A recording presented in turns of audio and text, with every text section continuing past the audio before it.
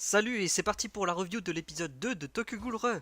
Suite à l'épisode 1 qui s'arrêtait au combat contre le serpent, on nous montre que petit à petit Kaneki est en fait Aize. Au début on comprend de mieux en mieux son problème de personnalité avec le retour de son craquage de doigts, son fameux craquage de doigts volé à Jason.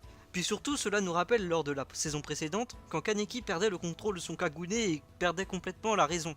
Le problème est donc toujours ce souci de personnalité qui le ronge petit à petit, mais au final, on sait que c'est Kaneki qui veut reprendre son corps. On peut donc penser que Aize est un personnage que le CCG a inculqué en Kaneki pour le contenir et le contrôler.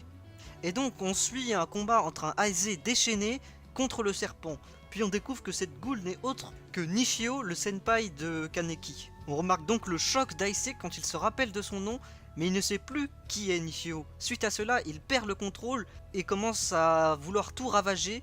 C'est donc les colombes et Mado Akira qui le stabilisent en le tuant quasiment, permettant donc à Nishio de s'enfuir.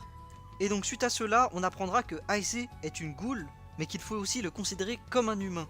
Cependant, lorsqu'il perd le contrôle, il doit être considéré comme une goule très dangereuse et donc être mis à mort. Et donc on vient se demander pourquoi le CCG le considère comme un humain. Peut-être parce qu'ils ont découvert que Kaneki a été créé à partir d'un humain, et donc ils essayent quand même de le garder en vie, car il n'a pas décidé d'être une goule, enfin il n'est pas né comme une goule. De plus, on voit une scène entre Arima et Aize, on remarque que Aize est déterminé à rester parmi le CCG, malgré son problème. On peut donc penser que Aize a subi un lavage de cerveau, à tel point qu'il est confiant en Arima comme si c'était son père. Il explique aussi que Mado, il la voit comme sa mère, et que son escouade un peu comme ses enfants, comme s'il s'était recréé une famille au bout de ses 2 ans. Cependant, on peut penser que les Quinks, donc l'escouade de Aize, et donc aussi Kaneki, ne sont que des expériences du CCG suite à la découverte du corps de Kaneki, qui est quand même une première dans la transformation d'un humain en une goule. Et donc parlons des personnages des Quinks. On en découvre aussi plus sur le personnage d'Ourier. On peut penser que c'est une personne très instable vu comment il est rattaché à la mort de son père. Il souhaite même la mort de certains inspecteurs et le désespoir dans la vie de certains. Et donc on voit qu'il en veut beaucoup à un inspecteur qui n'a vraiment rien fait, à part être le fils de l'inspecteur qui a abandonné son père. Et donc sur ce point-là, il ressemble à Aize. Il pourrait perdre le contrôle à n'importe quel moment dans sa quête de pouvoir. De plus, on remarque qu'il demande une opération un peu cachée, il essaye d'avoir des autorisations sans le demander pour augmenter son pouvoir. Et donc cela pourrait devenir un problème s'il ne se contrôle pas.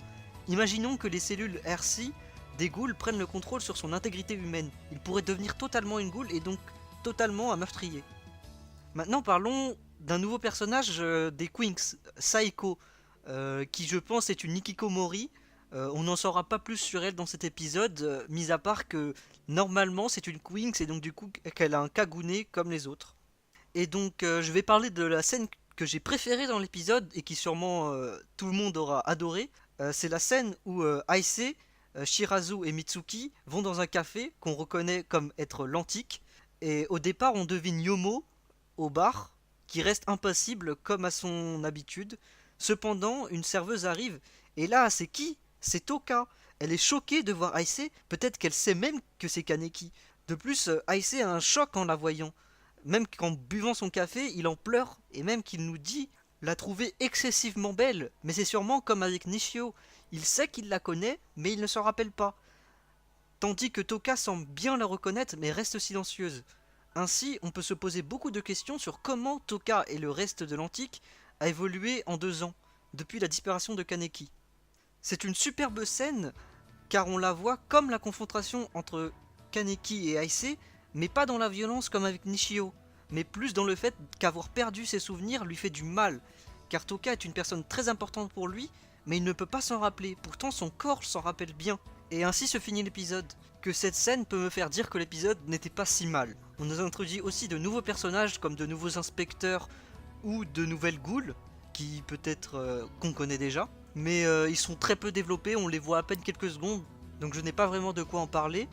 Et aussi on voit le retour de Hayato, aka le lapin, et donc d'Aogiri, car Hayato fait partie d'Aogiri. Et de plus on avait aussi parlé d'Aogiri et d'Inami dans l'épisode 1.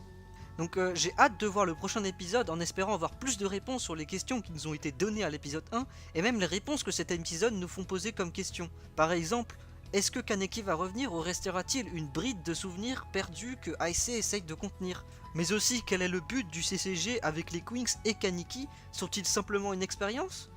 Et puis aussi, comment va se finir la chasse à la goule casse-noisette? Nous verrons ça dans les prochains épisodes. Sur ce, j'espère que ça vous a plu et à la prochaine.